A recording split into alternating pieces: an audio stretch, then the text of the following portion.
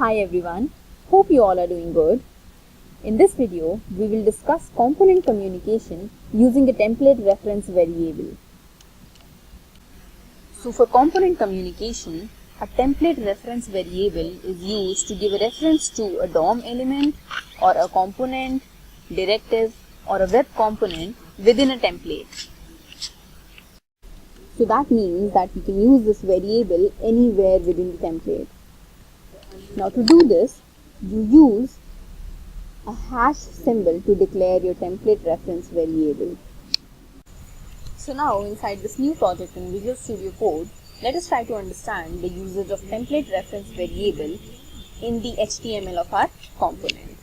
So when we go here, let us create a text box, say input, type let's say equals text, and suppose the placeholder we say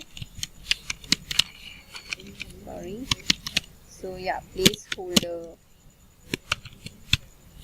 is let's say name.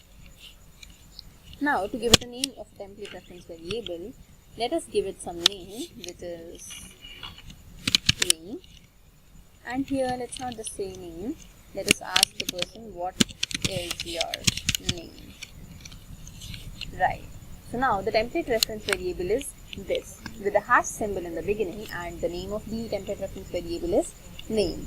So now that we have created an input text box, let us create a button on the click of which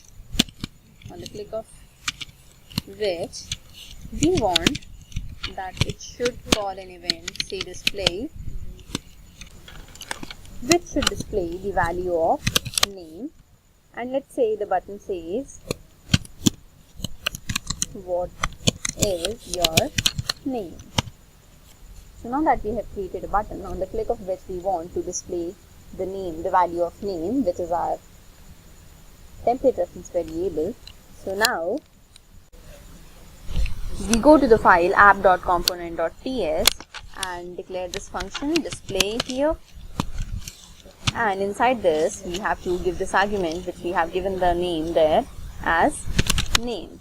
So this is our template reference variable, and guys remember that this is not of type string but of type HTML input element. Yeah, because we are taking this through input from a text box. Right, so for this function we will simply say console.log, and inside that we will give the value of our template reference variable. So that's it. We are done creating our template reference variable. Great. So now to learn more topics in Angular, refer to these two books by BPB Publications. Also, do not forget to subscribe to our YouTube channel. Thank you.